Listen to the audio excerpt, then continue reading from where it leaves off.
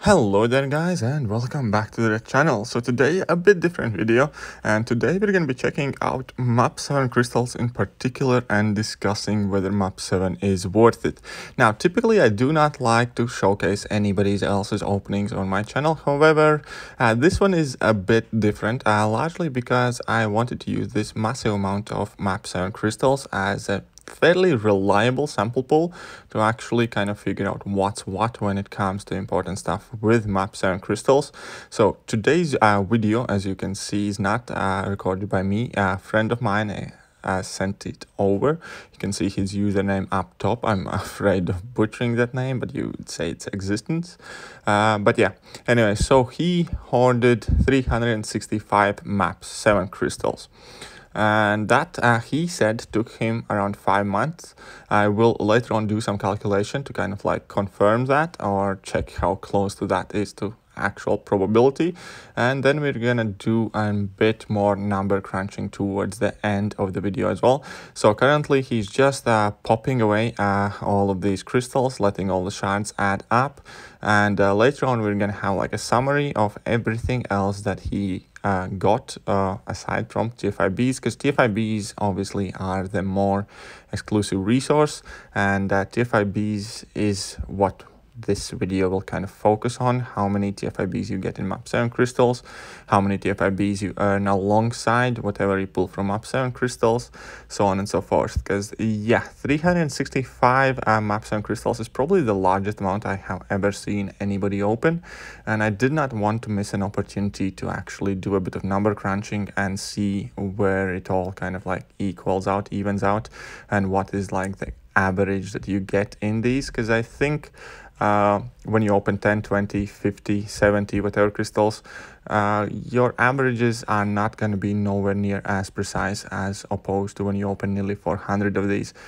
So definitely I think this is my chance to kind of gather the more accurate data from these.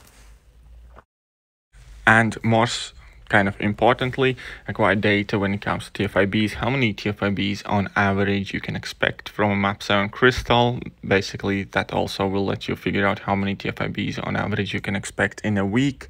Then we're going to be taking a look at how many Map7 crystals you can get in an AQ cycle, and so on and so forth.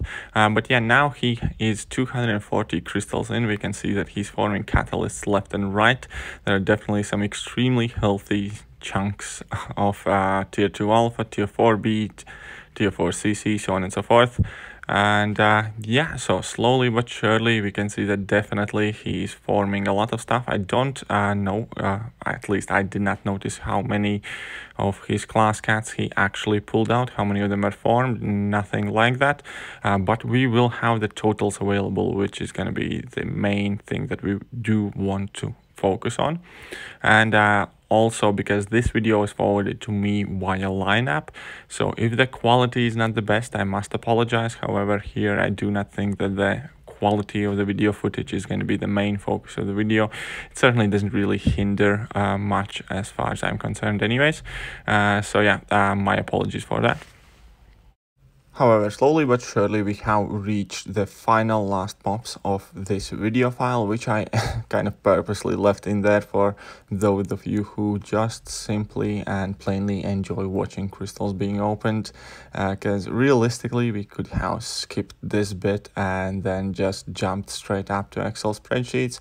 But hey, I know that people like to watch crystals get popped. So now that we have actually gotten all of them opened, I think he's going to quickly jump into his catalyst stash to kind of like showcase what he got.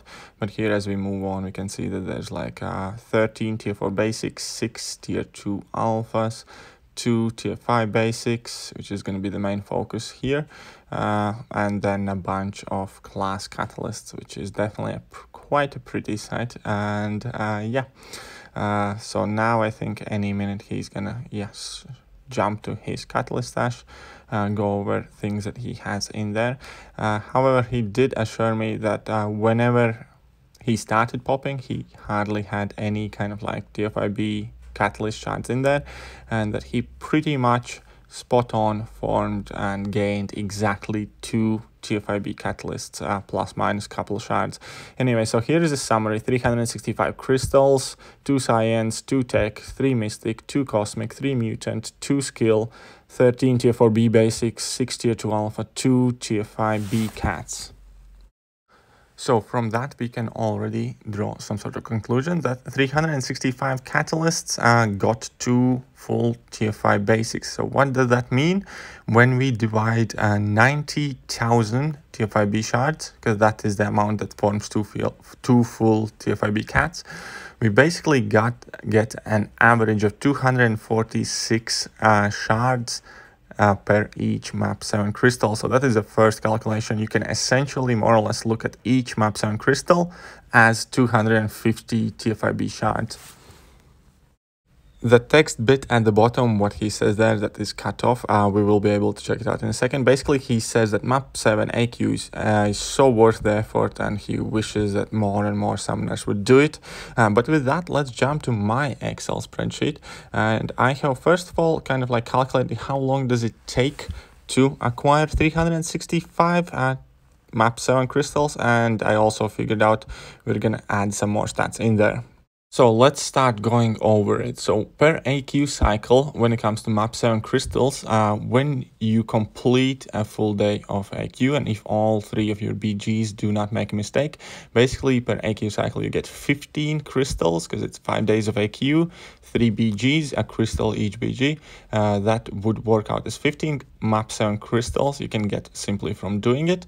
Then also, depending how high you score, you get 5 to 9 Map7 crystals at end of AQ week from peak milestone rewards, and that basically goes to 20 to 24 Map7 crystals per AQ course. And obviously at the same time, you keep earning flat out TFIB basic catalyst fragments, and depending where you place from rank rewards, you're basically going to be getting something in between 2 to 10,000. I do not know exactly what's kind of like the lowest milestone is if you play full week of AQ Map7, depending on your prestige, but I figured it's definitely going to be somewhere within that range. And then daily rewards basically add up to 4,500 per week or 900 a day if all of your groups fully finish Map7. And then there is Glory Store, where you can choose whether to buy any, or if you do, then maximum of that is 4,500.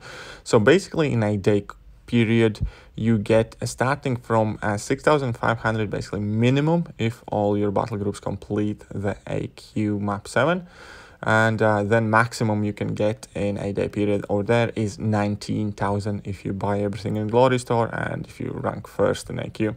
But yeah, so I will use like an average of that for my calculations, and that basically will tell that you are earning 22 Map7 crystals per 8 days and 12,750 TFI basic catalyst fragments per 8 days if all of your battle groups play Map7.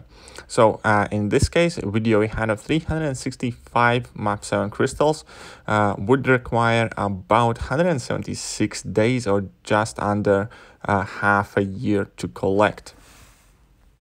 In the same period of time, for an average alliance that I used in these calculations, it would basically form 4.7 fully formed TFI basic catalysts just from TFIB rewards.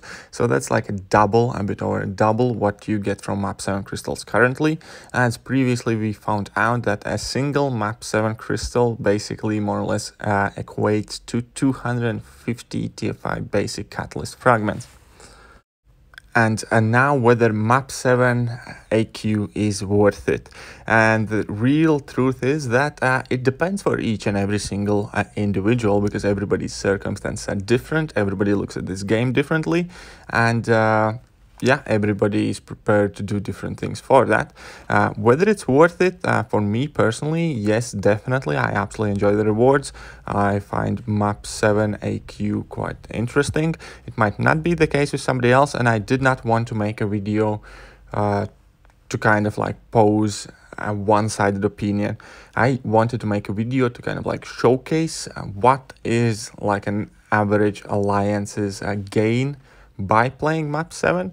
These are realistic amount of rewards you can expect. How does it compare of what you are earning currently in map 6 or map 5? I do not know. I'm not certain. I definitely haven't played map 5 or 6 myself in a really long time, basically since map 7 came out. And once again, it's different from each summoner. And rather than saying map 7 is the best thing in the world and you have to play map 7, or saying map 7 is only for the creme de la creme kind of people, I did not want to do that in my video. What I wanted to is to showcase exactly kind of like what is that you can expect rewards wise when it comes to TFI basic catalyst fragments. We had a really good sample kind of size when it came to map 7 crystals. You can see what they give. We have a time frame it took him to earn that, and you can do all the rest of the calculations you're interested yourself and kind of like add it all together, compare it to rest of the stuff, rest of the game, how much you earn in different game modes, so on and so forth. But I just wanted to make a video that shows you status quo, what happens for your own progression if you play map 7 religiously, week after week, day after day in your alliance for 3 full battle groups. I hope some of you find this video entertaining. I hope some of you found this video helpful, but I did not see kind of like statistical data for map 7 crystals so far pretty much anywhere on YouTube, definitely not at such a large sample pool size, so I did decide to make a video about it. Again, huge shout out to XSTENCEX for sending over his video and providing us with a good sample size. And yeah, that will pretty much do for today. I do hope you guys enjoyed the video. If you did, do let me know. Leave a comment, drop a like, share it with your friends. See you guys.